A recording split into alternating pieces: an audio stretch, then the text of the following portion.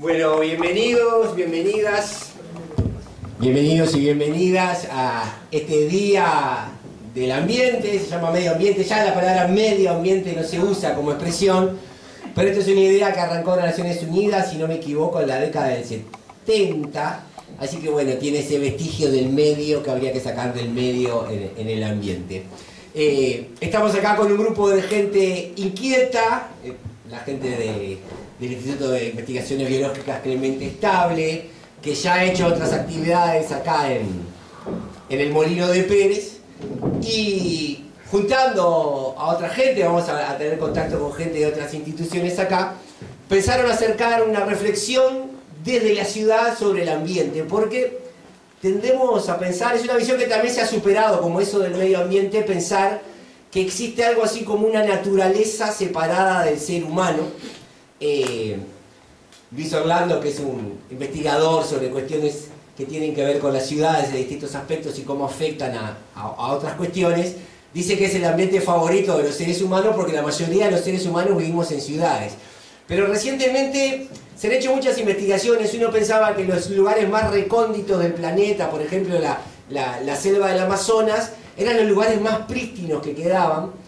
Y la investigación ha venido demostrando que en realidad el bosque de la selva del Amazonas está totalmente antropizado, que las especies que están ahí son el resultado de la interacción.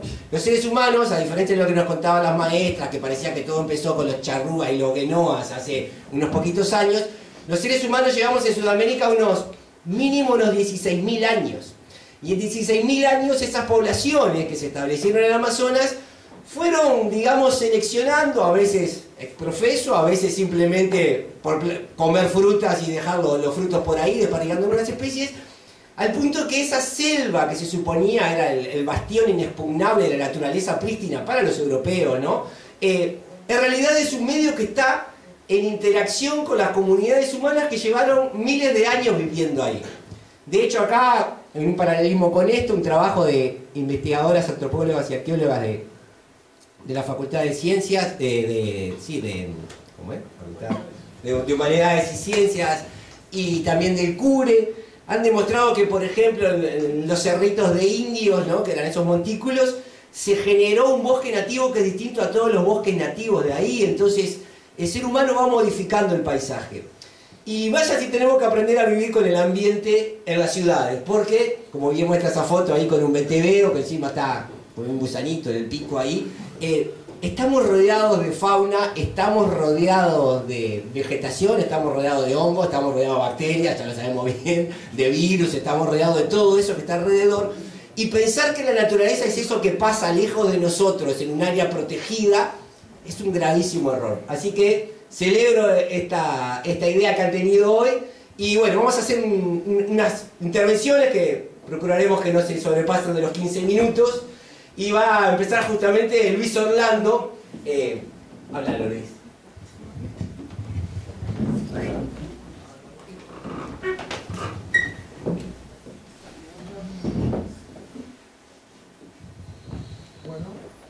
Hola, bueno, primero agradecer a Marcelo Casacuberta por la foto. Gracias, Leo, por la presentación.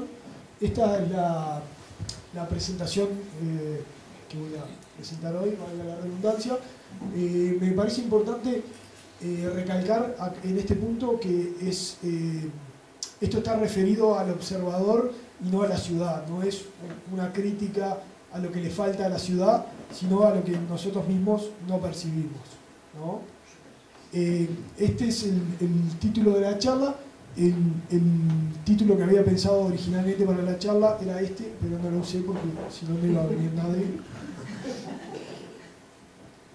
Bueno, esta es una imagen de 18 de julio y el concepto de ecología urbana parecen ser, en un principio, ecología y urbano como dos direcciones opuestas. La idea es, a lo largo de esta charla, ver que en realidad son parte de la misma calle. La idea, esta charla es un poco introductoria y tal vez, tiene como muchos conceptos básicos, por eso parece que estoy divagando, pero voy a un lugar. esta es la idea general que tenemos de ecología y me parecía importante, o sea, lo podemos asociar con esto, mucho más que con esto. Me parecía importante arrancar por el principio. La ecología es una ciencia, muchas veces se confunde con el ecologismo es una ideología y se puede pensar la analogía entre sociología y socialismo, y ahí tenemos clara la diferencia. Bueno, con la ecología ocurre algo similar, o sea, es análogo. Esto es un estudio ecológico clásico para que sirva como ejemplo, digamos. Esto es este bosque de algas, de macroalgas, bueno, con todo este ecosistema, y en el tope, no en el tope, pero en un lugar de privilegio están las nutrias marinas, que se alimentan principalmente de erizos. Lo que pasó en esta situación es que la industria peletera redujo las poblaciones de nutrias al punto que los erizos coparon el ecosistema y destruyeron el bosque de algas. Esto tiene efectos sobre las poblaciones de peces y otro montón de cosas que están asociadas al bienestar de las personas. Se dice, en forma coloquial, que la ecología es la ciencia de entender consecuencias. Y bueno, y de esto hacemos como una fiesta, o sea, consecuencias directas, indirectas, en cascada, de abajo hacia arriba, magnificaciones, amortiguaciones y las impredecibles. Bueno, yendo un poco al tema de la ciudad, ahora que tenemos la idea de lo que es la ecología, esta es una foto del planeta visto durante la noche. Esta gráfica lo que muestra es la población humana en el planeta desde 1960 hasta el 2020 aproximadamente, y acá lo que agregué es la población urbana, o sea, de estos 3.000 millones de personas que había en 1960, 1.000 millones vivían en ciudades, y cómo esa proporción va creciendo. A destacar que, bueno, hoy en día hay más personas viviendo en ciudades de las que había en 1960 en todo el planeta. ¿Sí? Para un poco poner en referencia la importancia de las ciudades como sistema de estudio y su impacto ecológico a nivel del planeta. Nada, están asociadas al consumo de materias primas y a la generación de gases de efecto invernadero, y tienen una relevancia a nivel planetario. Y bueno, como parte de todo esto, la época actual se denomina antropoceno, como la era del ser humano, donde se supone que el ser humano es el que domina los procesos y las cosas que suceden en el planeta. Esto es bastante antropocentrista, pero bueno, tiene la ventaja de ser marketinero en cierta forma, porque es lo que rinde, un poco ponerse en el centro de la discusión. Y bueno, desde un punto de vista ecológico, ¿qué es la urbanización? Bueno, este es un dibujo de un ilustrador norteamericano que más o menos resume el proceso. Es una idea de una progresión de un mismo lugar durante el crecimiento de la ciudad. Para la ecología, la urbanización es más seres humanos, menos vegetación y más pavimento, y otros cambios asociados: edificaciones, intubación de agua, especies exóticas, vegetales o animales, y alteraciones de los ciclos biogeoquímicos, los flujos de agua, los flujos de energía, los flujos de minerales. Otro concepto importante es el de servicios ecosistémicos. Bueno, y acá es la última y la primera imagen. Los servicios ecosistémicos son beneficios que reciben los seres humanos de la naturaleza. Y bueno, los hay de distintos tipos, incluyen cosas desde la regulación de la temperatura, de los flujos de agua, el alimento incluso el turismo o los beneficios mentales que podemos obtener de la naturaleza. Este concepto, de vuelta, es muy antropocentrista porque seguimos viendo la naturaleza como algo que nos da beneficios y tiene, para mí es un poco peligroso porque le estamos dando un valor a la naturaleza en referencia a lo que nos reporta a nosotros y no le damos un valor propio. Pero, de nuevo, es muy útil porque este tipo de discusiones sí, estas cosas se hablan entre humanos, digamos. Bueno, ejemplos. Un estudio que analiza el grado de reflexión como una medida del bienestar cognitivo, la paz mental, y lo asocia con la diversidad de especies vegetales. En ambientes donde hay una vegetación más diversa, los sujetos de este estudio mostraron mayor capacidad de reflexión y mejor estado mental. Otro ejemplo que también es muy claro es que mirar un cuerpo de agua o mirar agua disminuye el estrés cardiovascular. Esta es la presión, sí, la razón sístole-diástole. Esto está asociado a, la hipótesis es que se asocia a que nos da tranquilidad saber que hay una fuente de agua cercana, le da tranquilidad a nuestro cerebro de manera casi inconsciente por evolución y la necesidad de tener agua disponible. Todo esto está muy bien, pero digamos, como sumando, este ejemplo creo que es el más fuerte. Lo que ven acá arriba son cuartos de recuperación de un hospital. Algunos ven un bosque y otros ven una pared de ladrillos en un hospital en Pensilvania, en Estados Unidos. Al cabo de 10 años analizaron los datos y vieron que los pacientes que tenían una vista a los árboles se recuperaban más rápido que los que tenían vista a la pared de ladrillos y necesitaban menos analgésicos para su recuperación, y además había menos comentarios negativos en las historias clínicas por parte del personal. O sea que en general toda la situación era mucho mejor cuando los pacientes tenían una vista de la naturaleza. Sí, este ejemplo me parece que es como un poco la sumatoria de estos otros dos. No, realmente no es solo algo aislado, sino que realmente tiene un efecto sobre la salud. Y esto, a su vez,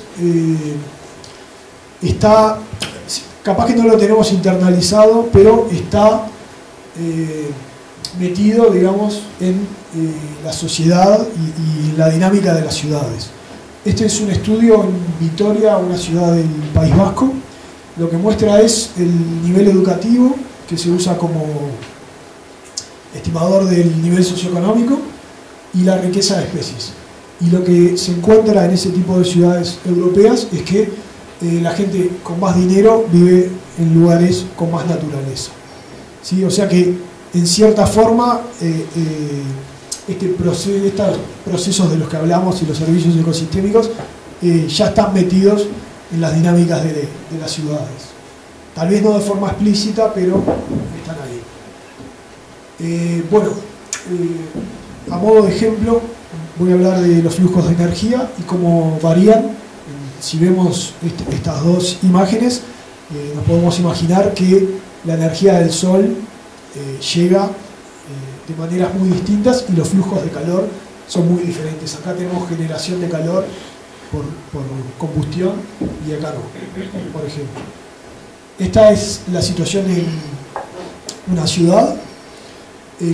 Los materiales, el hormigón y materiales de construcción, lo que hacen es almacenar el calor y liberarlo durante la noche. Además, hay efectos de calentamiento por la circulación de los autos, los aires acondicionados, el rol del agua como enfriador de la ciudad por la evaporación y el de las plantas está minimizado, los cursos de agua se tienden a cubrir y la vegetación se sustituye y se disminuye. En cambio, en un ambiente natural, este diagrama muestra más que nada el flujo de agua, la evaporación y la infiltración, pero el agua está directamente asociada con el calor porque es, digamos, lo que media la disipación del calor. Bueno, tenemos eso, una evaporación, un metabolismo que también a veces no lo asociamos con las plantas, la idea de un metabolismo, pero en formaciones vegetales grandes o importantes tienen efectos sobre la temperatura e incluso sobre el clima. Bueno, resumiendo esto, lo que pasa es que en la ciudad este tipo de alteraciones terminan generando lo que se llama una isla de calor, donde el centro de la ciudad está a una temperatura mayor que las zonas aledañas, que tienen más o menos otra dinámica térmica. Bueno, este es un corte de la ciudad y viene a estar representado acá abajo, donde la zona más urbanizada es más caliente y las zonas rurales son más frías. A modo de ejemplo, el trabajo que hicimos para Montevideo, esto es el porcentaje de estas celdas, dividimos Montevideo en estas celdas y el color lo que muestra es qué porcentaje de esta celda está construida, el suelo está ocupado, ¿sí? Hay algunos detalles como el agua, acá esta zona de los humedales aparece como construida y acá también, pero en general el patrón de la ciudad se ve bien con las rutas y las urbanizaciones en general. Y acá tenemos el índice verde, que bueno, lo que muestra un poco el patrón opuesto, que son los dos factores que les decía, ¿no? El pavimento y la vegetación. Y ahí vemos eso, el patrón opuesto, como la ciudad está mucho menos verde que toda la periferia. El Molina del Pérez verde. Bueno. Ahí está, en la punta gorda, mirá. Bien, estamos. Es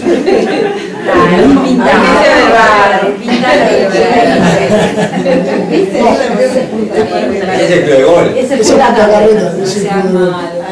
El club de gol es ese hexágono bien oscuro que está a la izquierda de Punta Carreta. Sí. Bueno, y este es el análisis de la temperatura superficial de Montevideo, o sea, es la temperatura de las superficies. Y acá vemos hasta 8 grados por encima del promedio. El promedio de temperatura en general se toma en las zonas no urbanizadas y bueno, se calcula la diferencia. Y ahí vemos bien el efecto del centro de la ciudad y bueno, y de vuelta los patrones de urbanización en general. Bueno, ¿qué asociamos con este aumento de la temperatura? Bueno, un montón de problemas y de complicaciones que pueden ser de salud, como deshidratación, golpes de calor, enfermedades. Bueno, otras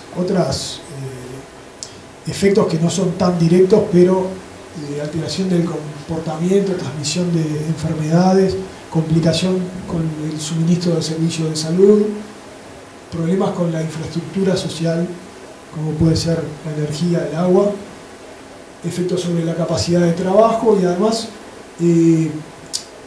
niños y adultos mayores son particularmente vulnerables a este tipo de efectos del calor. Entonces, esto ¿no? De vuelta desde un punto de vista humano.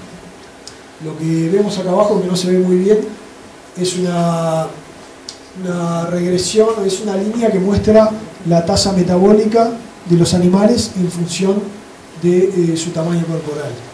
Y bueno, los seres humanos venimos a estar por acá, pero lo que trato de decir con esto es que esto mismo que nos sucede a nosotros le sucede a absolutamente todos los seres vivos en esa ecuación, porque o sea, afecta a la fisiología y bueno, la mayoría de estos efectos se desprenden de cambios fisiológicos.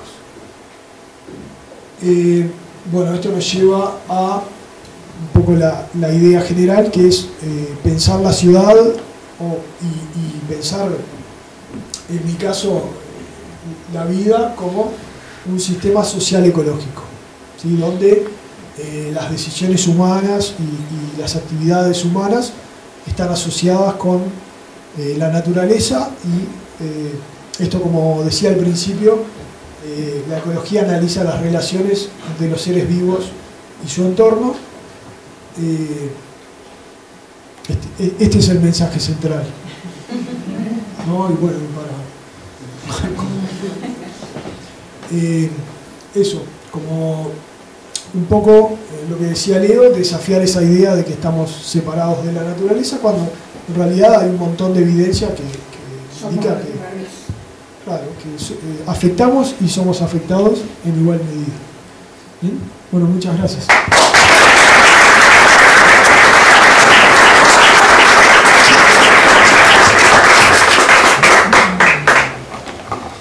Bien, después vas a hablar una alusión a los arquitectos con la cantidad de concreto y asfalto que concretará. Acá tenemos un representante de los arquitectos que con alusión tendrás algo para decir.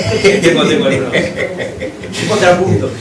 Bueno, y seguimos esto. Ahora va a hablar Florencia Reichmann del CURE de Maldonado, ¿verdad? Así es. Pues con el CURE siempre lo digo porque no aclaran si es de Maldonado o de Rocha.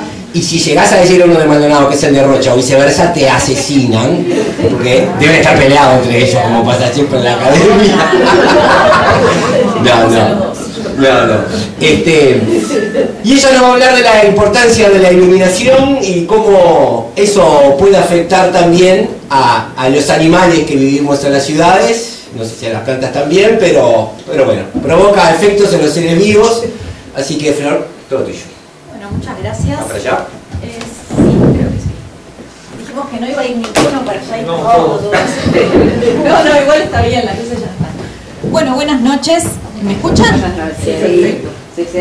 Bueno, mi nombre es Florencia Reichmann, soy del CURE. Estoy radicada en el CURE de Maldonado, pero también trabajo en el CURE de Rocha. Estoy en Maldonado, en el Departamento de Ecología y Gestión Ambiental, y un poco en Rocha y un poco en Maldonado, en el Núcleo Interdisciplinario de Estudios en Contaminación Lumínica, que es un grupo de investigación que formamos en marzo de este año para abordar estos temas que vengo a contarles desde un montón de disciplinas distintas. Un poco la propuesta o la consigna de hoy era redescubrir el ambiente urbano, y a mí me parece que a veces nos olvidamos un poco de la noche como parte de nuestro ambiente y de nuestro paisaje. Entonces la propuesta es descubrir el valor de la noche oscura.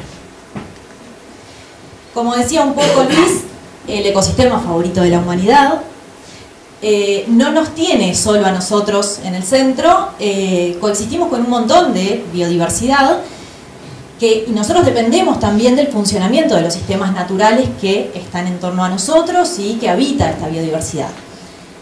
Y todos dependemos de los ciclos naturales de luz y oscuridad. A nivel evolutivo ha sido una clave muy sostenida. Desde que la Tierra y el Sol se fijaron en las órbitas, tenemos ciclos regulares de luz y oscuridad. Entonces todos los organismos evolucionamos con esa clave muy clara y generamos un montón de estrategias evolutivas para adaptarnos a la noche y el día. Pasamos entonces de tener urbanizaciones, hoy en día tenemos una situación así, ¿no? Donde hay autos, alumbrado público, industrias que iluminan todo, pero en realidad deberíamos estar habitando un sitio que sea más amable para el resto de la biodiversidad que está en torno a nosotros. Hoy Montevideo se ve un poco así. Estas son algunas fotos con un dron, pero de oscuro queda poco. La noche oscura como tal está amenazada. Y está amenazada por la contaminación lumínica, pero se debe al uso de luz nocturna artificial.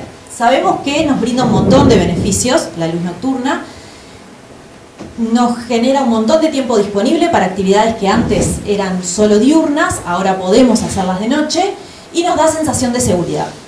Desde hace 3000 años antes del presente tratamos de manejar esa luz artificial con velas, luego lámparas de aceite, lámparas de gas, hacia 1900 la luz eléctrica. Y el gran tema que hemos tenido en los últimos años, cerca del 90, 2000, 2010, es la extensión del uso de luces LED. La tecnología LED es fabulosa, nos permite con muy poca energía generar mucha luz, pero se ha vuelto un problema realmente, porque abarató mucho el costo de emitir luz y ya no pensamos tanto si poner o no poner una luz más. Ponemos una luz más, extendemos el alumbrado público, dejamos las luces prendidas toda la noche.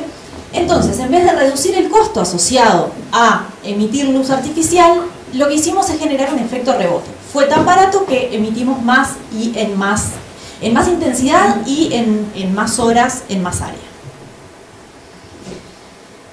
Al punto de que hoy en día está documentado que un 80% de la población mundial vive bajo cielos que están contaminados por luz artificial.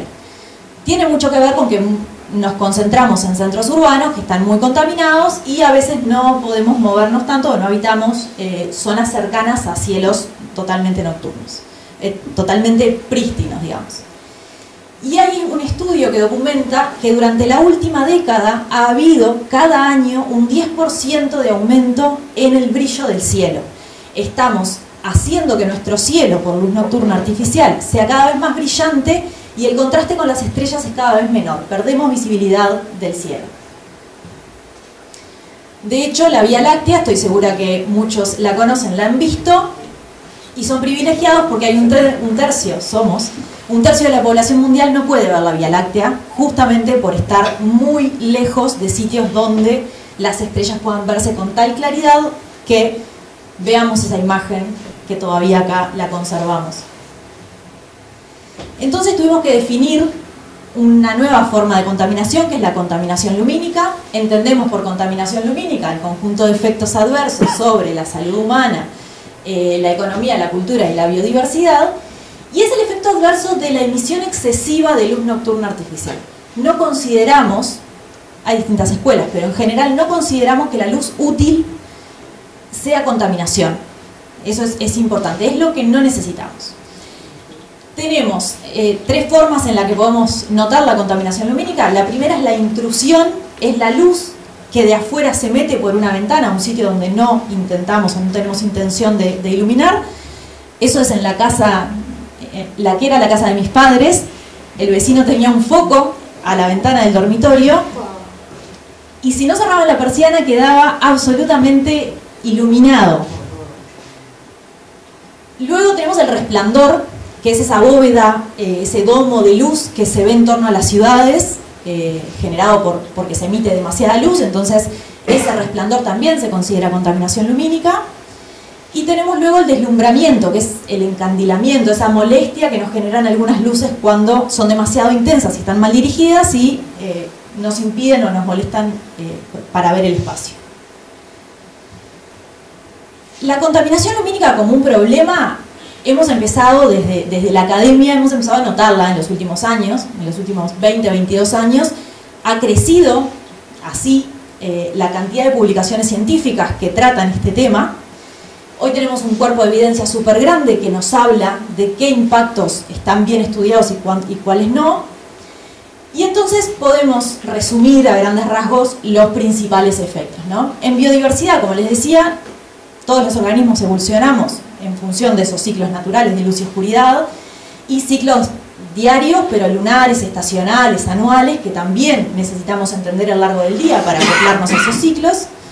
Entonces, bueno, la contaminación lumínica nos altera cómo percibimos el día, altera cómo las especies usan el tiempo y el espacio y cómo interactúan, se relacionan, se reproducen. De hecho, la orientación de algunos organismos, hay aves que migran desde la Patagonia a Canadá orientada por las estrellas y la contaminación lumínica altera mucho las rutas de migración, por ejemplo. En temas de salud humana, hay alteración nuestra también a los ciclos circadianos, nos cuesta más descansar y el descanso no es simplemente dormir para estar prontos para mañana, hay un montón de funciones fisiológicas internas, de regulación de funciones internas, pero también de aprender, de organizar el aprendizaje, regular emociones, es un componente súper importante de la salud humana en general, y hay algunos estudios que indican una relación entre las personas que están expuestas a contaminación lumínica o a luz nocturna artificial muy intensa durante la noche, tienen mayor incidencia de obesidad, diabetes, trastorno del humor, problemas reproductivos y algunos tipos de cáncer, como el cáncer de mamas, por ejemplo. Después hay también una pérdida grande relacionada a la cultura, a lo cultural. El cielo oscuro es un derecho humano y tenemos el privilegio de conocer la Vía Láctea, de disfrutarlo, pero también la responsabilidad de garantizarle a las generaciones futuras que puedan disfrutarlo al igual que lo hicimos nosotros. Es patrimonio natural, cultural, científico, otro de los impactos que tiene es relacionado al costo y energía. Por definición hablábamos de que la contaminación lumínica es la emisión excesiva y la estamos pagando, esa emisión excesiva. Entonces es un desaprovechamiento grande. Bueno, hablando un poquito sobre la noche oscura o no tanto de Montevideo, estos son imágenes, es un resumen de imágenes satelitales que muestran el brillo de nuestra ciudad de noche. Si nosotros seleccionamos el área de Montevideo para los años 2012 a 2024, vemos que esta ha sido la tendencia de aumento mensual de la emisión de luz en Montevideo. Pese a que tenemos un montón de evidencia de que es un problema y de que tenemos que atenderlo, hemos aumentado constantemente la emisión de luz desde la ciudad, en torno a un 15-20% en los últimos años. Y esta información además se queda corta porque el satélite que saca las imágenes no es sensible a las luces azules. Y toda la reconversión que se ha hecho en los últimos años de luces de sodio, más naranjas, más cálidas, a luces más frías, LED en general, tienen mucho contenido de luz azul que no está siendo analizado acá. Y ese es un tema como muy grande para quienes trabajamos en este tema, de que hay que encontrar la forma de medir la parte azul. Lo que se hace es pedirle a la Estación Internacional Espacial que saque fotos para abajo cuando pasa por arriba nuestro mientras orbita la Tierra. Los astronautas se asoman por la ventana y sacan fotos. Esta es una foto que están abiertos a que gente que investiga o que necesita material les escriba y toman pedidos. Esta foto la sacaron a pedido en septiembre del año pasado. Es una foto de Montevideo, ahí están los límites departamentales y más o menos el paisaje es este. Antes había una sola para 2012, donde claramente vemos que el paisaje no era el que tenemos ahora, que el color cambió mucho, porque acá teníamos una matriz de alumbrado con luces de sodio muy cálidas, y pasamos a un tono más azul, más verdoso. Estas imágenes son un insumo científico tremendo, no están todavía intercalibradas, por más que son visualmente comparables, pero estamos en el proceso de intercalibrarlas para poder cuantificar píxel a píxel cuánto aumento del azul hay. Y antes de que se asusten, no estoy en contra de la iluminación. La idea es iluminar bien, no dejar de iluminar. Hay 5 principios de iluminación exterior responsable definidos por Dark Sky International, que es una organización que vela por la protección de los cielos oscuros, que si chequeamos estas 5 cosas antes de poner una luz nueva, estamos salvados. La primera es pensar en que la luz sea útil. Las luces decorativas en todas las esquinas a veces no son necesarias. Luego, que sea dirigida. Las luces orientadas al cielo son como el ejemplo clásico de lo que no hay que hacer. Entonces, dirigirlas, orientarlas al área que queremos entender. Luego, elegir niveles de iluminación bajos. A veces las luces muy intensas molestan más de lo que ayudan. Que sea controlada en el tiempo. Hoy en día hay un montón de sensores de movimiento y tecnologías que nos pueden ayudar a controlar cuánto está prendida la luz. Y que sea cálida. Y que sea cálida tiene una explicación biológica, porque la luz cálida es la más distinta a la luz del día, entonces nos confunde menos en estas funciones que tenemos nosotros que hacer de día y de noche.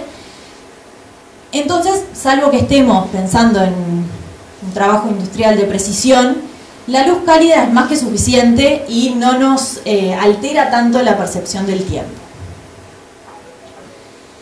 Y hay un tema importante que siempre sale cuando hablo de esto, es que más luz es más seguridad, y no es así, no hay evidencia que sostenga que más luz es más seguridad. Sensación de seguridad sí, seguramente, seguridad no. Acá hay un ejemplo donde vemos a la izquierda una imagen donde la luz está mal apantallada, mal dirigida, molesta y genera sombras duras, que es ese contraste tan grande entre la zona iluminada y la no iluminada. Ahí hay una persona parada que hasta que no apantallamos con la mano la luz, no vemos. Hay también una escalera. Entonces, en este caso, que se da, o sea, no modifiqué esa luz para sacar esa foto, eso estaba dado así, termina siendo más inseguro tener esa luz fuerte e intensa que adecuarla a las necesidades del espacio. En el mismo sentido, bueno, hay formas de iluminar una escalera que a veces, disminuyendo un poco la intensidad de la luz, haciéndolo más cálido y repartiendo, haciendo que sea más uniforme la iluminación, el espacio se entiende un poco mejor. Y no estamos inventando nada, hay ciudades enteras que están iluminadas de esta forma no contaminante, digamos, que es copiar ejemplos, no es inventar nada nuevo hoy en día.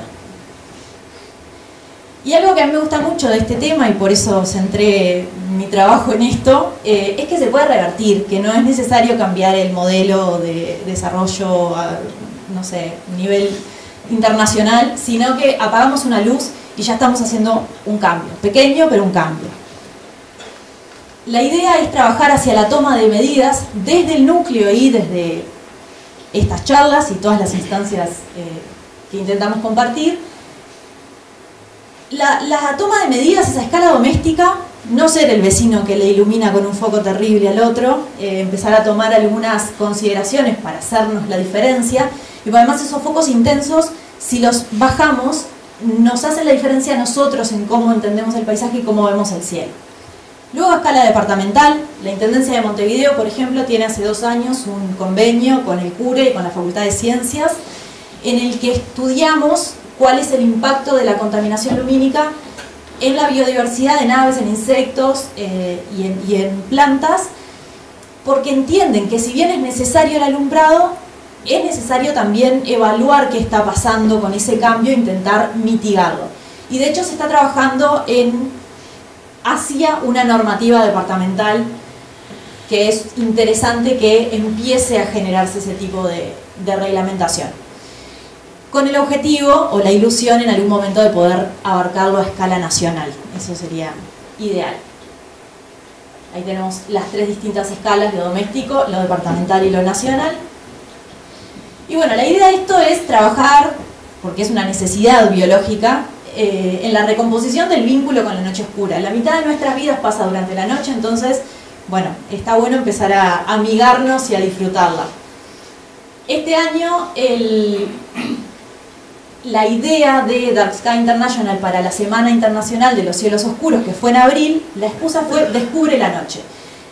Es un problema a nivel mundial la desconexión que estamos teniendo con la noche, entonces la propuesta desde la organización para salir a charlar de esto, para divulgar, para difundir el problema, fue animarnos a descubrir la noche.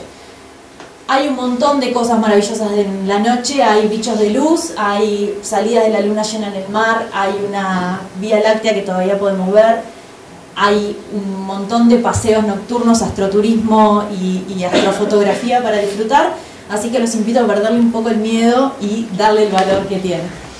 Muchas gracias.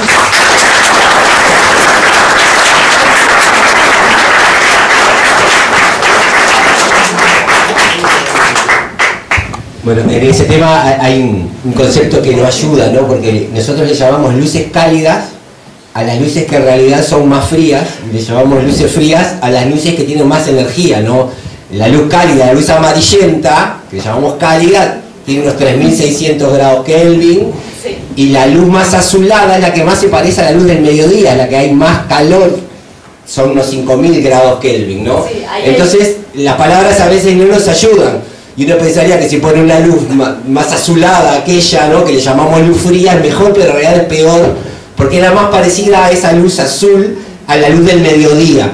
Para un animal sería, estamos al pleno día, ¡paf!, la luz total. Sin embargo, esa luz amarillenta es lo más parecido a la luz del atardecer, cuando tenemos más frío. Entonces a veces las palabras juegan una mala pasada.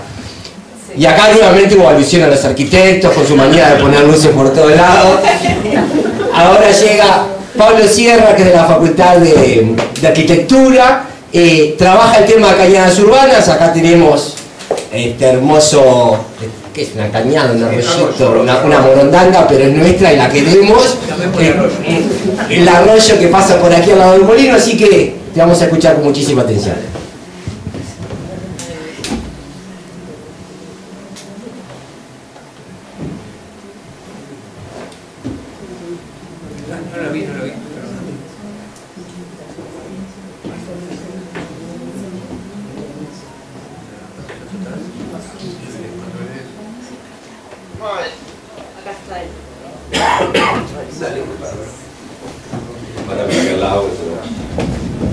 Bueno, buenas tardes, buenas noches. Muchas gracias por la invitación.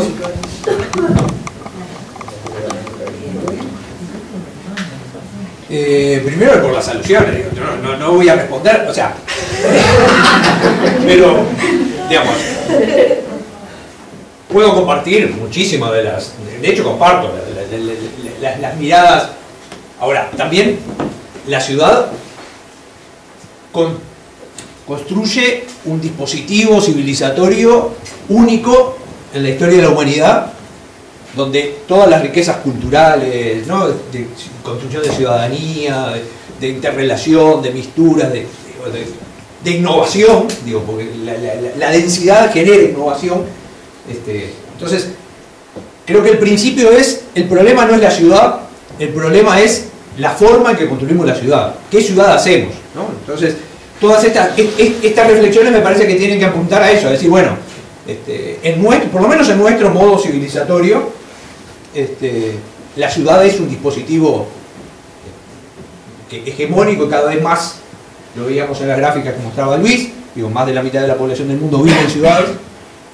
Entonces, el desafío creo que es pararnos en esa situación y decir, bueno, ¿cómo construimos nuestras ciudades?, ¿no? Y también ser consciente que trabajamos sobre ciudades que tienen, Montevideo, 300 años. Entonces, también tenemos una ciudad heredada sobre la cual tenemos que pensar toda esta lógica de actuaciones o de adaptación, sea cambio climático, sea cambio global, sea nuevas formas de entender este problema, porque o sea, ni el problema de las aguas que vamos a ver ahora estaba hace 150 años, cuando empezaron los procesos de urbanización, ni el de las islas de calor, ni el de son emergentes justamente de los desarrollos del conocimiento y de entender esto, que estamos en un sistema socioecológico. Entonces, me parece que ahí es el desafío de cómo nos paramos desde la interdisciplina y desde el conocimiento y desde los diferentes saberes también. Entonces, bueno, en ese sentido, esto viene primero de dónde vengo, ¿no? O sea, también es un núcleo interdisciplinario, del espacio interdisciplinario de aguas urbanas. Trabajamos con compañeros del CURE, de Salto, de Paysandú, de Facultad de Ingeniería, de Arquitectura, en proyectos de investigación y extensión, en enseñanza y en divulgación. Tenemos un proyecto madre que llevamos hace 10 años, que es un monitoreo de cañadas, de 11 cañadas en 5 ciudades del país: Bella Unión, Salto, Paysandú, Montevideo y Maldonado.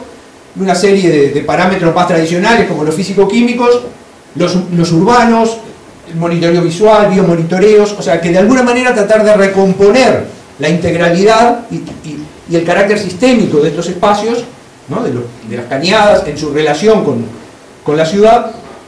Y en ese sentido ahora estamos cerrando un proyecto Mayolo en convenio con la Intendencia de Montevideo, que tiene que busca tratar de encontrar correlaciones entre el monitoreo de calidad que ha hecho la Intendencia en estos por lo menos 30, 35 años y las transformaciones urbanas, o sea, cómo es las formas en que hemos construido ciudad y que hemos transformado ciudad en estas últimas décadas, si hay algún tipo de correlación que podamos construir evidencia, decir, bueno, si vamos por este camino vamos mal y si vamos por este camino vamos un poco mejor. Entonces, un poco para arrancar, digo, decir, bueno, agua y ciudad, este es nuestro marco civilizatorio, nos guste o no nos guste, de ahí venimos, o sea, de esta antropización y de este decir, dominio y control de la naturaleza, que Montevideo lo tiene, o sea, transformó su costa, pero se la apropió y es el lugar más democrático que tiene Montevideo. En construcción de ciudadanía es algo que en estos momentos sería demencial. Nadie se le ocurriría comerse 3 o 4 playas de Montevideo, no sé cuántas puntas rocosas, para generar un frente urbano de este tipo. Pero es un valor de Montevideo que lo pone a Montevideo como referencia de relación con el agua. No solo eso el agua de Montevideo, estos son los humedales de Santa Lucía.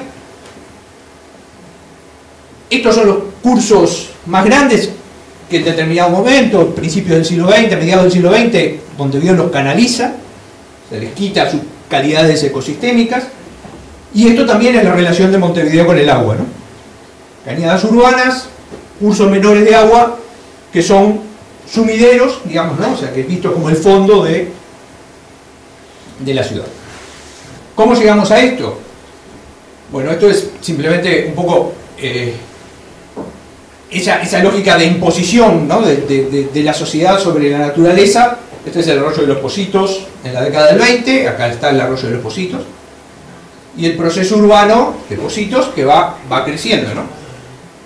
Hasta esta situación actual. Acá estaba el arroyo, que desemboca, supongo lo han visto ahí al lado de Quibón, de la desembocadura actual modificada del arroyo de los Pocitos, y que esto lo vemos, ¿no? Cuando venimos de la zona de shopping por 26 de marzo, bajamos hasta que llegamos al arroyo de los Pocitos, porque está ahí.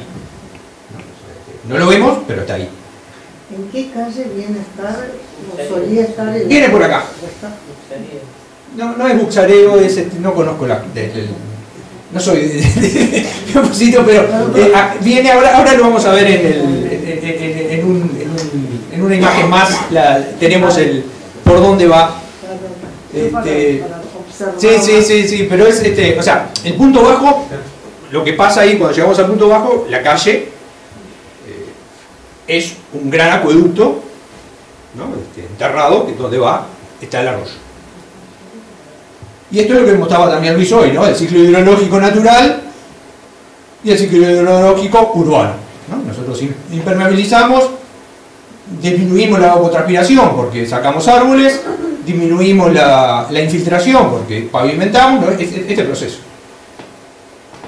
de suelo natural a un conjunto de viviendas, barrio Citarrosa, Pablo Estramín, ahí en Villa Italia. ¿Y eso qué genera?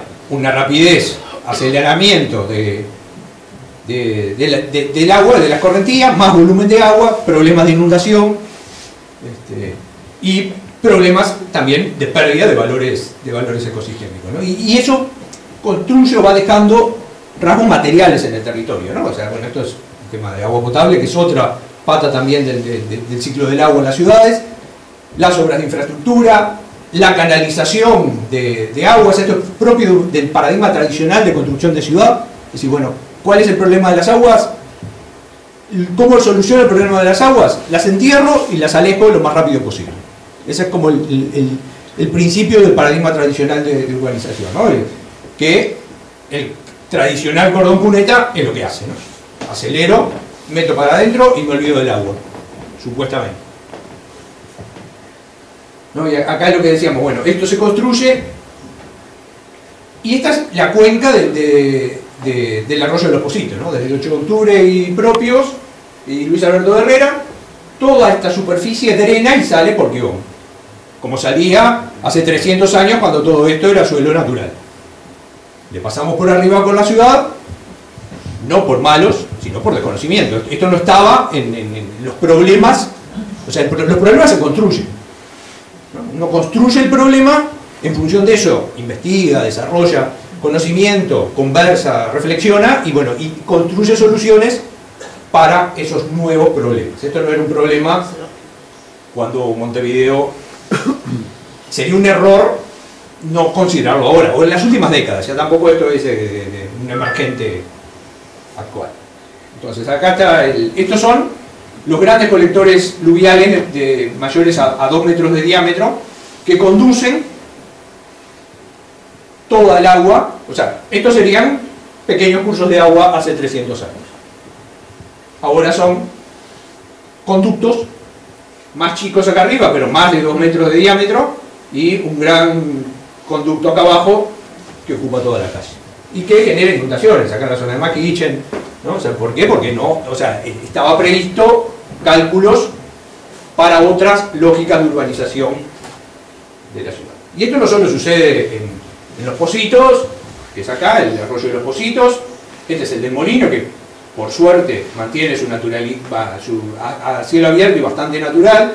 El Malvin, el de Los Chanchos, el Quitacalzones, el Arroyo Seco, estas son que van para la Bahía y el Miguelete. O sea, esta es la ciudad por sobre la lógica natural. Bueno, este es un plano que refleja eso de alguna manera. Entonces, decimos, bueno, así como en clave de entender la luz o entender el calor urbano, bueno, también en clave de entender la relación con las aguas, estamos en un proceso de transición hacia un nuevo paradigma, una nueva forma de ver, que incorpora algunas cosas que también se dijeron ahora, el tema de los avisos ecosistémicos, con esta mirada antropocéntrica que siempre hay que mirarla críticamente, pero decir, bueno, aunque sea ni siquiera por un tema de convencimiento, sino de beneficio, digamos, hasta desde el punto de vista de beneficios, controlan mejor la inundación que un caño enterrado, mejoran la isla de calor, voy a estar en ambientes, sobre todo en escenarios también de cambio climático, de variación de gradientes, de aumentos de gradientes de temperatura. Entonces, entender los servicios ecosistémicos o los beneficios que los ecosistemas brindan, incorporar la lógica del drenaje urbano sustentable, que el sistema de drenaje que veíamos hoy del cordón cuneta básicamente atiende a cantidad de agua. Es decir, bueno, tengo que evacuar tanta agua que llueve en determinado momento. Los sistemas sustentables de alguna manera incorporan no solo la cantidad sino la calidad, o sea, mejorar la calidad, y para ahí también el incorporar ecosistemas a la gestión de los drenajes ayuda. Incorpora el tema del valor cultural, de amenidades, de disfrute de los bordes de los cursos de agua, y el tema de la biodiversidad urbana. Entonces, de alguna manera es entender, aprender de la naturaleza a nivel internacional, bueno, soluciones basadas en naturaleza, con sus diferentes aproximaciones, entender cómo funcionan los ecosistemas, reconocer sus valores e incorporarlos en esta lógica de, bueno, estamos en un sistema socioecológico, tenemos que transformar nuestra forma de construir ciudades. Y ahí yo creo que hay como 4 principios o 4 estrategias, digamos. Una tiene que ver con lo que veíamos recién, bueno, el cordón cuneta, o la lógica tradicional de que el agua se vaya lo más rápido posible, decir, no, bueno, no es necesario. En realidad lo que yo puedo generar dispositivos que retengan agua, que aporten verde urbano, que mejoren por lógicas de infiltración la calidad de esa agua, que después igual va a terminar en el Río de la Plata o en los grandes cursos. Y eso pasa a nivel internacional desde hace unas décadas, y está pasando ahora también en Montevideo, ¿no? Lo ven en los jardines de lluvia o en las nuevas, sobre todo Luis Alberto de Herrera, creo que es un buen ejemplo de pienso en ese sentido, ¿no? Mantener el tema de la naturalidad. Estos son todos arroyos que estamos, Mayada no, pero los otros sí que estamos monitoreando, la Aguada, esta no es la Aguada. Sí, el Aguada, la caña de Acuñetti, bueno, el arroyo del Molino. Otro de la estrategia, bueno, mantengamos la mayor naturalidad posible. A nivel internacional, muchas ciudades están revirtiendo procesos de canalización o de entubamiento de cursos de agua. Bueno, nosotros tenemos todavía un buen número de cursos a cielo abierto. Otro es el tema de construir espacio apropiable, ¿no? O sea, que esos bordes se transformen en dispositivos urbanos de convivencia, ¿no? De generar espacio público, de ser apropiado por la gente. Digo, o sea, entonces, esta es la fiesta del río en Santiago Vázquez, estos son ejemplos internacionales, fue hace un par de domingos acá la actividad que hizo desde FAU Usina.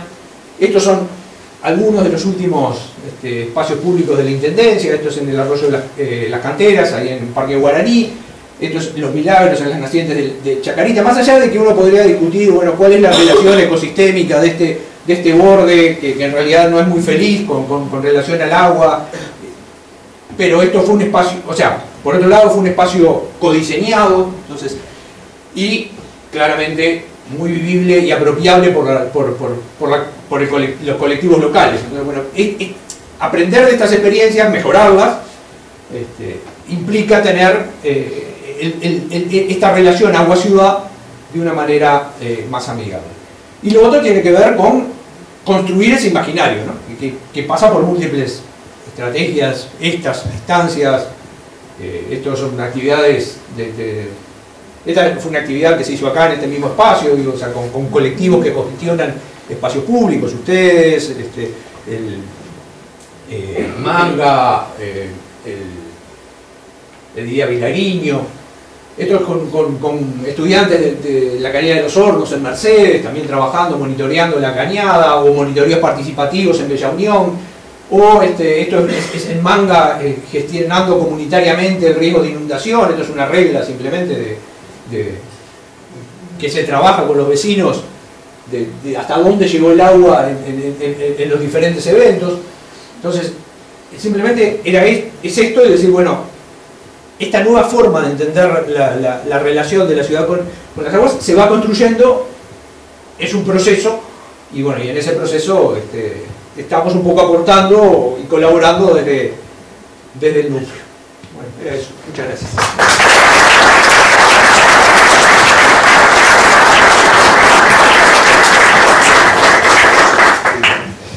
Muy bien, y ahora llegamos a nuestra última disertante y cumpleañera, Norma Piazza, que sos... Yo soy arquitecta, fui docente de arquitectura, fui docente de INCURE también, y en realidad trabajo sobre paisaje. Que trabaja sobre el paisaje, así que tiene bastante para decir sobre todo lo que se ha hablado acá. Norma, Bueno, feliz cumpleaños. Muchas gracias. Vamos a...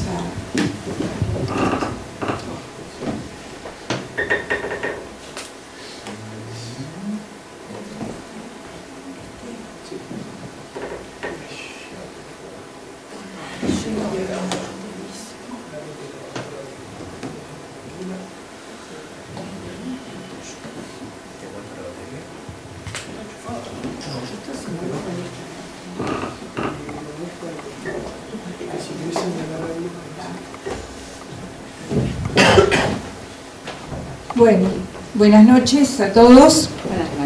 La idea hoy era invitarlos a reflexionar un poco o a pensar un poco qué entendemos por paisaje. Creo que la presentación va a ir un poco acompañando la línea de los tres compañeros, aunque tal vez sea un poco más teórica. Pero bueno, la idea es aproximarnos al paisaje urbano, pensar en conjunto un poco qué entendemos por paisaje urbano. Y para ello la idea es que la presentación, en una primera instancia, tratemos de clarificarnos de qué hablamos cuando hablamos de paisaje, porque estoy segura que si a cada uno de nosotros nos piden que dibujemos un paisaje, no vamos a dibujar lo mismo. Seguramente va a haber mucha naturaleza y mucho verde, y el paisaje es mucho más abarcativo que todo eso. Y una segunda parte para que pensemos un poco cómo abordar el paisaje como un lugar sobre el que podemos actuar. Esto es un poco lo que les decía, o sea, posicionarnos primero. Hay una primera cuestión de concepción del paisaje y una segunda cuestión que es práctica u operativa. Bueno, en principio sabemos que si hablamos del paisaje, podemos tener distintas aproximaciones o distintas formas de pensarlo, de concebir el paisaje. Pero seguramente cualquiera de esas formas va a estar relacionada a múltiples temporalidades y procesos y a múltiples escalas. Por otro lado, también sabemos que el paisaje está compuesto tiene diferentes componentes que pueden ser materiales, pero también pueden ser intangibles, pueden ser perceptivos o vivenciales, y también tenemos componentes que pueden ser estáticos o pueden ser dinámicos y cambiar con el tiempo. Yo siempre tomo esto de un geógrafo español, que es de San Eugenio Vela, que nos dice un poco distintas aproximaciones desde distintas disciplinas o desde distintas profesiones. Esto que él dice no agota las posibles aproximaciones y muchas de ellas pueden estar compuestas por varias de las que dicen ahí, pero de alguna manera nos muestra esa idea de la pluralidad de conceptos en relación al paisaje. Él nos dice que si buscamos el concepto a ojos de los geógrafos, seguramente estemos pensando en una realidad física y también podría ser humana, cultural. Si hablamos con los ecólogos, y corríjanme, o corrijan a San Eugenio Vela, dice probablemente tendrían que hacer referencia al estudio a pequeña escala de condiciones generales del medio. Los artistas priorizarán su valor estético y los arquitectos urbanistas lo entenderán como un espacio de proyección idóneo para arrojar inquietudes sobre el territorio, para proyectar sobre él. Nosotros sabemos que el paisaje es una realidad física y la representación que culturalmente nos hacemos de ello. Yo ahora les proponía pensar en el paisaje urbano, y si nos preguntan, cualquiera de estas tres fotos son representativas de paisajes urbanos bien diferentes, ¿no? Seguramente respondan a distintas épocas, a distintas concepciones de ciudad y a distintas tecnologías aplicadas, ¿no? Pero también el paisaje es sujeto de una interpretación, es a la vez significante y significado. Acá, por ejemplo, tenemos fotos de distintos paisajes urbanos, y si las observamos, en principio podemos decir que todos tienen componentes similares, ¿no? Tenemos unas calles, tenemos edificaciones, seguramente en varios de ellos de viviendas. Sin embargo, cada una de esas fotos es representativa de distintos paisajes. Paisajes que no solo tienen seguramente una historia y una evolución diferente, sino que a pesar de tener componentes que podríamos decir que son los mismos, esos componentes son diferentes, refieren a distintas culturas, refieren a distintas formas de hacer ciudad. O sea, cada una de esas imágenes de paisajes urbanos tiene un paisaje con un carácter diferente. Entonces, si recurrimos a definir qué es el carácter de un paisaje, los ingleses nos dicen que el carácter de un paisaje se define como el conjunto de elementos reconocibles que hacen que un paisaje sea lo que es y no otro. O sea, podemos tener los mismos componentes que se relacionen en forma distinta y ya es otro paisaje, aunque los componentes sean los mismos. También sabemos que los paisajes están sujetos a temporalidades y procesos. Temporalidades que puede ser la temporalidad de un día, cómo cambia el paisaje del día a la noche, y es lo que presentó la compañera con mucha claridad. Pueden ser procesos que refieran a los ciclos anuales del paisaje que están vinculados con la naturaleza, y esa vinculación con la naturaleza y con el clima hace que los paisajes de nuestras ciudades, aunque persistan en sus aspectos duros como lo físico, también los percibamos distintos dependiendo de la época. Y Stan Allen nos dice que los paisajes no solo cambian y evolucionan con el tiempo, sino que son formados por una dinámica interactiva de fuerza y resistencia. Y eso me parece muy interesante, porque la resistencia es aquello que hace que haya elementos, componentes que permanezcan a través de la historia, que sean inmanencias de los paisajes originales. Acá, por ejemplo, les traía esta secuencia del arroyo Maldonado, donde vemos cómo el paisaje va evolucionando desde un paisaje natural, o sea que podríamos decir de carácter fundamentalmente natural y agreste, donde en la imagen satelital vemos la ocupación de las dunas, es impresionante, con poca actuación de antropización, simplemente ese puente bastante frágil que lo atraviesa para cruzar, y cómo a lo largo del tiempo ha ido cambiando y se ha transformado en un paisaje urbano. Porque si nosotros vamos ahora a Maldonado, a la zona de la desembocadura del arroyo, estamos en un paisaje urbano, donde conserva todavía algunas características por lo cual lo reconocemos como la barra de Maldonado. ¿Tá? El paisaje entonces es una construcción en la cual las distintas poblaciones van actuando sobre el territorio, le van dando sentido, ¿no?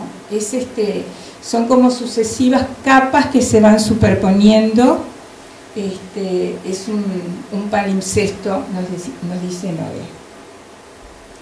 Acá tenemos otro ejemplo de un paisaje a través del tiempo. Se darán cuenta que ese es el ombú de Boulevard España. Ha ido cambiando desde cuando estaba el ombú solito con unas calles y empieza a haber construcciones hasta el ombú que tenemos ahora rodeado de edificios en altura. El paisaje, nos dice Robert Jackson, que no es una característica natural del ambiente, sino que es un espacio sintético, un espacio que sintetiza y superpone sobre un territorio los espacios naturales con los espacios que va modificando el ser humano, ¿verdad?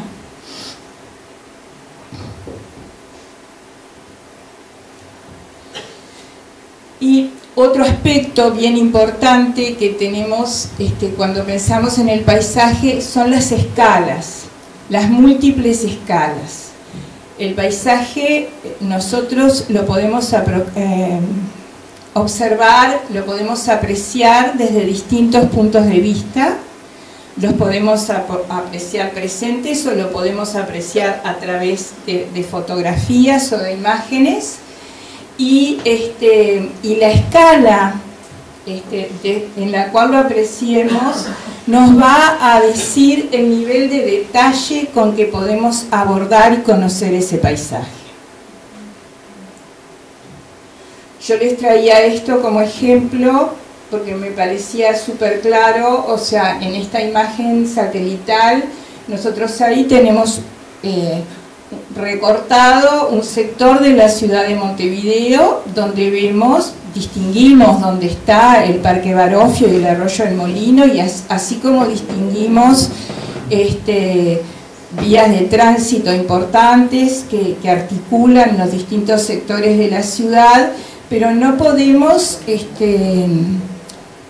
hasta por ahí podemos reconocer otras características de repente del Parque Barofio. En cambio en esta, que tiene un mayor acercamiento, donde vemos las cosas más grandes, tiene otro marco, nosotros ya reconocemos los límites claramente del Parque Barofio y cómo son sus alrededores,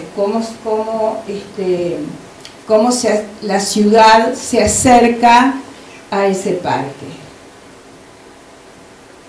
Y acá, bueno, estamos mucho más cerca, tenemos este sector donde estamos nosotros, la isla de edificaciones que está allí frente a la Rambla,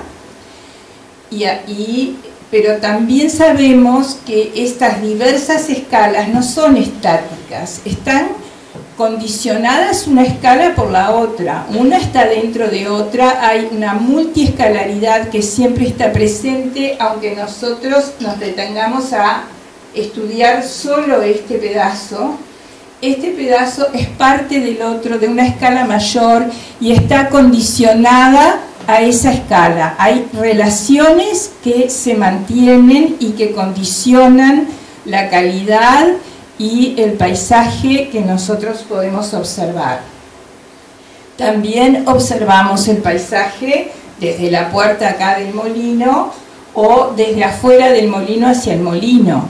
Y entonces ahí nos estamos deteniendo en otras características mucho más circunscriptas a un marco menor, vamos a decir, pero que sabemos que esto está dentro de esto y que esto otro está dentro de lo otro y que todo nos condiciona. Entonces, una cosa que podríamos decir como una reflexión primaria es, en primer lugar, que el paisaje no está restringido a territorios con paisajes valiosos, sino que todo el territorio tiene paisajes. O sea, el paisaje concierne a todo el territorio y abarca áreas naturales, áreas rurales, periferias, urbanas, lugares periurbanos, todo se manifiesta en un paisaje. Todos los paisajes importan, no es que importen determinados y otros no. Todos los paisajes importan y cada paisaje es único. Entonces,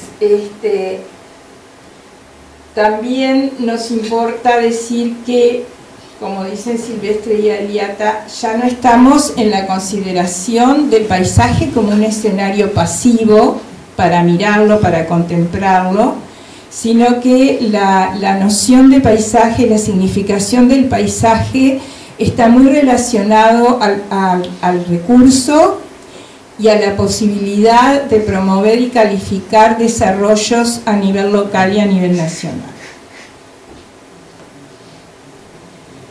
Entonces, a partir de allí decimos, bueno, ¿qué buscamos? ¿Cómo pensamos el paisaje como dimensión donde operar? Bueno, acá tenemos distintos paisajes y ya hay algunos que nos dan ganas de matarnos con este paisaje urbano y decir, bueno, ¿qué vamos a hacer?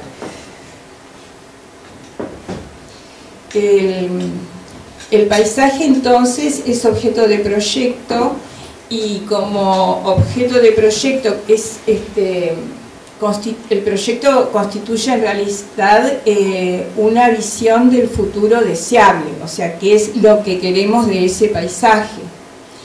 Y eso que queremos, que serían objetivos a plantearnos, no solo tienen que ver con su calidad estética, tienen que ver también con su calidad ecológica y social, y está muy vinculado a las potencialidades de cada paisaje, así como a los intereses y a las aspiraciones de la población que lo habita. Entonces, volviendo al tema de qué es el carácter, podemos decir que el carácter de cada paisaje no solo lo hace diferente a otro, sino que lo posiciona diferente en relación a las posibilidades de actuar sobre él. ¿Cómo lo logramos? Lo que queremos, ¿cómo lo logramos? Bueno, en primer lugar, lo más importante es conocer sobre qué vamos a actuar. O sea, algunas cuestiones que nos tenemos que responder tienen que ver con cómo es este paisaje, cuáles son sus valores, cuáles son sus amenazas, qué lo hace singular, a dónde queremos llegar. O sea, analizar la idoneidad del paisaje y no obviarla, porque nosotros estamos en un momento en el que la globalización nos hace repetir proyectos de paisaje en cualquier lado. Piensen en los barrios privados, piensen por ejemplo, las urbanizaciones que se están haciendo, sobre todo en Maldonado, pero también en otros departamentos, que son urbanizaciones turísticas, donde esos trazados curvos, las palmeras, los laguitos artificiales predominan, y eso no son paisajes que se adecúen al paisaje preexistente. Ni siquiera respetan, o sea, es como la gallina de los huevos de oro. Yo voy acá porque este paisaje es muy interesante y es un buen escenario para la inversión que quiero hacer, pero después lo estropeo y lo transformo en otra cosa. Bueno, estas dinámicas de transformación a las que está sujeta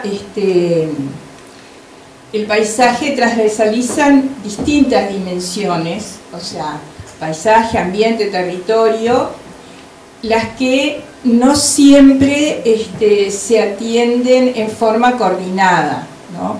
Hay una descoordinación entre las distintas dimensiones a considerar.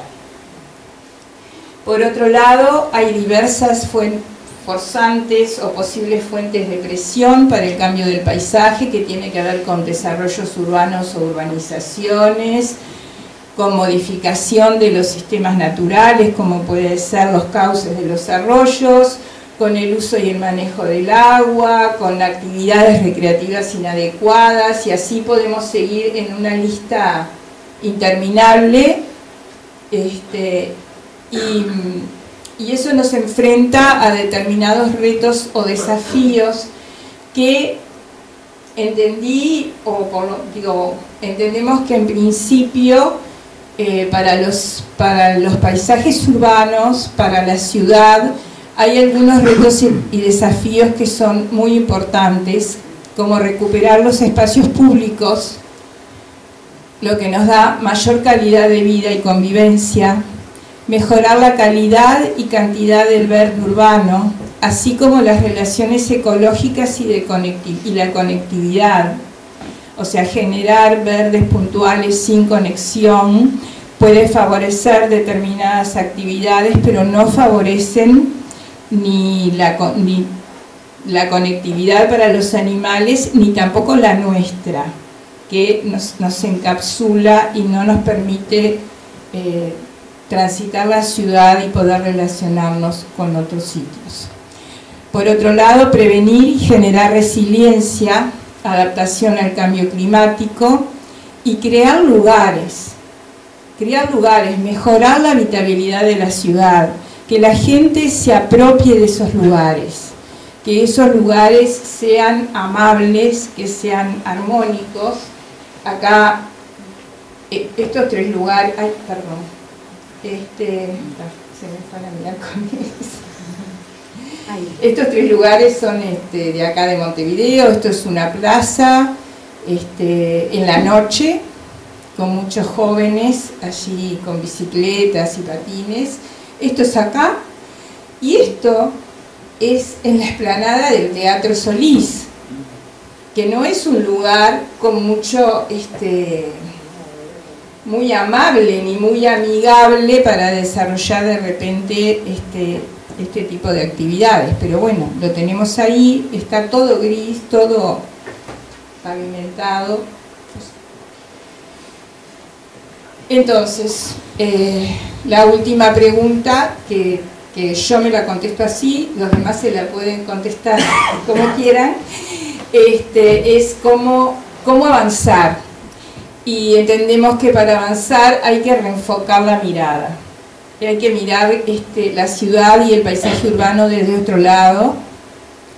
Hay que cambiar el enfoque que se apoya en la minimización de daños por el de crear nuevos sistemas de relaciones entre hombre y naturaleza, complementar y confrontar diferentes abordajes disciplinares, pensar en red, pensar en forma interdisciplinaria, proponer nuevas interpretaciones que articulen integralidad, interescalaridad, multidimensionalidad, inclusión social y participación, apostar a la multifuncionalidad integrando verde, gris y azul, coproducir y cogestionar, y reconocer la pertinencia del concepto de paisaje cultural en su capacidad para integrar distintos elementos esenciales y distintivos de la ciudad. Bueno, muchas gracias.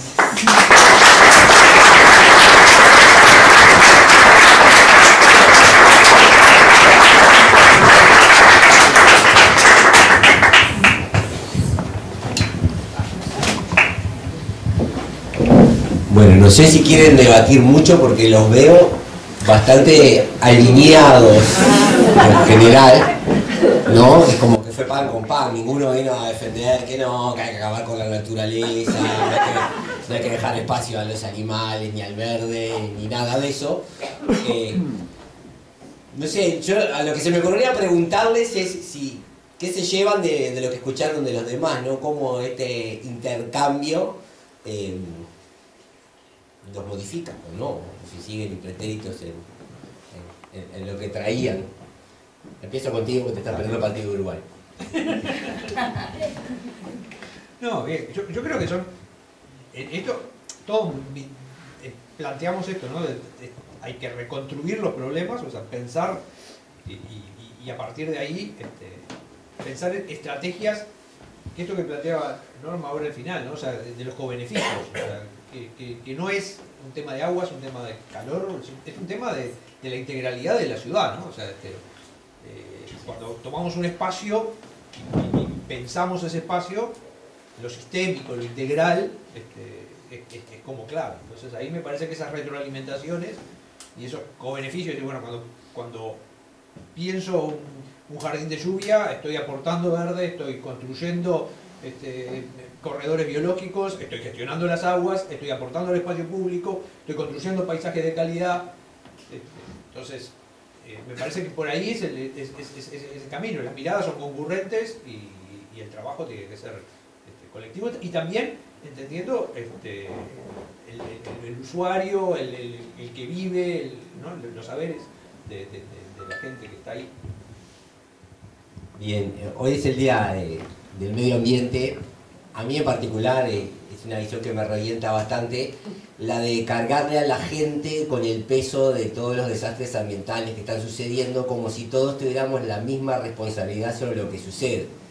Ahora, por ejemplo, hay una campaña del Ministerio de Ambiente que son los pequeños gestos que nosotros podemos hacer, pero es como que siempre se apunta a tú modificas tu comportamiento y al lado nuestro están pasando camiones con desechos plásticos, hay un sistema de vertido ineficiente y es como que yo creo que está bien que todos podemos hacer nuestra pequeña contribución, pero que a veces las cargas no se reparten equitativamente. Nadie le dice a una empresa, bueno, ¿por qué no disminuye un poco su codicia y trata? No, es vos tirás mejor el envase de esta empresa. Y esto me lleva así igual a otra cosa que yo creo que es un punto de contacto, y quería preguntarte, Flor. Ella habló de algo muy importante igual, que es la cogestión, ¿no? O sea, porque todos habitamos la ciudad y podemos sentarnos de brazo cruzado a ver si Mario Vergara arregla todo lo que dijo arreglar fantásticamente. Cada uno tendrá su propia idea, pero también hay cosas que sí podemos hacer, y esto a Cogestión, este lugar donde estamos ahora, de un grupo de vecinos que están preocupados por su ambiente, es importante. Y capaz que en tu campo, Flor, bueno, vos diste unos consejos de que podemos ver un poco por lo menos cómo tenemos las luces cada uno. A mí la pregunta que me encantaría hacer, no sé si es fácil de hacer el experimento, es pedirle a la Intendencia que una noche apague todo el alumbrado público y contrastar cuál es la contaminación del alumbrado público versus la contaminación de cada uno de nosotros. Pero más allá de eso, pensaba que en esto que vos decís, la cogestión, por lo menos esto de la contaminación lumínica, tenemos un poco un espacio para participar. Ya con la sila de calor estamos en el horno, pero no sé si eso te lo llevás vos como algo. Sí, eso que proponés es uno de los objetivos para la renovación de este año del proyecto con la Intendencia. Entender cuánto de la contaminación lumínica es privada y doméstica y cuánto es de la Intendencia. En algunos lugares será más de uno, en otros será más de los particulares. Yo creo que tenemos en contaminación lumínica, pero también en las islas de calor, plantando más verdes en donde sea posible, tenemos sí capacidad de acción desde lo doméstico, desde lo particular, pero no podemos olvidarnos que las responsabilidades y las grandes decisiones, eso, no se reparten de formas iguales las responsabilidades, en eso estoy de acuerdo. Y a mí algo que me queda de este intercambio es que todos hablamos, estamos muy de acuerdo, pero todos hemos hablado con otras disciplinas. No nos quedamos o solo en la arquitectura, o solo en la ecología, o solo en un aspecto. Entonces, el entender, dialogar entre distintas formas de ver un mismo problema, entre distintas escalas de organización, desde la sociedad civil a la academia, las intendencias o lo que sea, y poder aprender y entender cuáles son las necesidades del otro frente a un mismo problema, creo que lo trajimos todos, la interdisciplinariedad, la multidisciplinariedad, distintas escalas de operación para resolver los problemas, y eso, creo que estamos yendo hacia eso, hacia una gestión mucho más diversa de los problemas, y no resolver un tema de aguas por un ingeniero solamente, o por un urbanista, o por un ecólogo. Entonces eso me parece que es súper importante y fue como bastante consenso creo, en las charlas que estuvimos dando hoy. Igual si alguna vez en este país un ecólogo dirigiera la implementación de alguna solución sería algo inaudito, ¿no? Creo, no ha pasado todavía. Probablemente se equivocaría si actúa solo, porque eso lo sabemos de cualquier disciplina del conocimiento, el actuar solo. Ahí tenemos a Omar de Fe, o estudia dinámicas costeras, y él siempre dice, lo que más ha aprendido son con los pescadores de toda la costa de Rocha. O sea, en esa interacción es que se genera el conocimiento de estos sistemas que son socioambientales, ¿no? Pero igual me gustaría que alguna vez le hicieran caso a un ecólogo, no sería algo feo de experimentar. Bueno, vos también trajiste esta mirada de lo paisajístico, y acá cada uno habló de un tema donde tiene un mayor dominio, pero entre todo se compone un puzzle. No sé qué tanto te enriqueció esto. Me enriqueció, pero además creo que fortalece de alguna manera esa mirada integradora del paisaje, ¿no? Sin la mirada de ellos, nosotros no podemos entender el paisaje. Entonces creo que eso también fortalece lo que ella decía, ¿no? Los problemas que tenemos son problemas complejos, que se han construido por diversas causas, y que no podemos desde una disciplina solo pretender solucionarlos. Y por otro lado, también me parece que, hablando de la cogestión, me parece que la participación es muy importante, porque, por ejemplo, cuando ella hablaba de la luz y del paisaje nocturno, para mí, yo decía, bueno, pero vienen los de la UTAP para hacer un proyecto en el parque, y vienen y te preguntan qué quieren o qué precisan, pero no nos dan una clase como nos dio ella antes. Entonces la gente pide más luz por más seguridad, pero nadie les explica que en realidad está comprobado que eso no da más seguridad. Entonces me parece que eso lo vamos aprendiendo de a poco, y que estaría bueno que pudiéramos tener debates en muchos lados y con mucha gente para poder hablar estos problemas que tienen que ver con todos nosotros, ¿no? Con la ciudad. Bien, Luis, te dejamos para el final, que estás trabajando en estos temas de ecología urbana. Yo voy a hacer una pequeña cosa que no estuvo presente, en alguna foto lo vimos ahí, pero que también son las cuestiones de equidad, ¿no? No todos tenemos los mismos privilegios a la hora de hacer uso del paisaje, de beneficiarnos de los servicios ecosistémicos. Yo incluso discutí con Luis, hay un trabajo que habías hecho de que en la periferia se disfrutaban más los servicios ecosistémicos, y bueno, uno se quedaba preguntando, bueno, pero eso viene de un modelo europeo donde más árboles y más verdes, mejor calidad de vida, porque en una sociedad rica y opulenta, el que se va a vivir a un barrio con jardines la pasa mejor, pero alguien que vive en una zona no desarrollada de Montevideo, que tiene más verde y más árboles, pero también un camino de tierra, y no tiene vereda, y no tiene transporte, y no tiene acceso a un montón de cosas, yo no creo que esté feliz de tener más servicios ecosistémicos. Lo hablábamos con Luis, ahí faltaba ciudad, no era que sobraba naturaleza, ¿no? Y acá en el Parque Barofio lo vemos. Montevideo tiene una epidemia de gente que no tiene solucionado el problema de la vivienda, y estas zonas verdes también son hogar de algunas personas. Supongo que debe ser un problema de convivencia para los vecinos, pero eso también atraviesa a las ciudades. Y me parece que esa mirada un poco faltó, ¿no? Anda a decirle a alguien que está durmiendo hoy, esta noche, con esta temperatura en la intemperie, anda a hablarle de la hora de calor urbano, y te va a decir, ¿dónde? Decime dónde, voy y pongo el sobre, a ver si pasa un poco mejor. Pero más allá de eso, también en el fondo estamos hablando de una distribución más equitativa y más racional de la ciudad, ¿no? Bueno, voy a decir algo que creo que no hacía desde el liceo.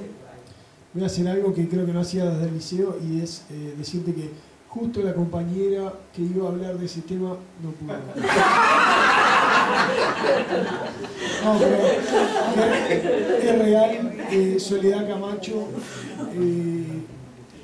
no sé si es licenciado o magíster, es geógrafa, tiene un trabajo sobre justicia ambiental en Montevideo, donde además de esos factores que nosotros analizamos inocentemente, como los servicios ecosistémicos, analiza otros factores más sociales, más de servicios urbanos, y contrasta el peso de esas distintas variables. Ella no pudo estar, pero bueno, la idea era así, darle esa dimensión, porque sin duda es como la pata que queda ahí como faltando. No era una crítica, ¿verdad? Cuando hablamos, habías creado el efecto Cantegril, ¿no? Sí. Que es algo que también desde este rincón del planeta podemos proponer algunas cosas para entender las ciudades y esta ecología urbana, que en otras ciudades, en otras latitudes, con otra serie de problemas resueltos y con otras problemáticas ambientales, no pueden ver, porque su marco teórico, lo que ven, es muy distinto a las realidades que nosotros tenemos en estos países. Sí, y me parece que un poco esa, a pesar de que no lo hablamos, esa es como la idea central o la idea común que tenemos, además de la interdisciplina y del abordaje a distintas escalas. La idea es que necesitamos hacer nosotros nuestro propio trabajo, porque nos enfrentamos, como decía Pablo, a una historia de la ciudad que es única, y que va superponiendo problemas. Bueno, construimos un paisaje único, porque todos los paisajes son únicos, como nos explicó Norma. Y bueno, tenemos ese factor, digamos, de la acción individual.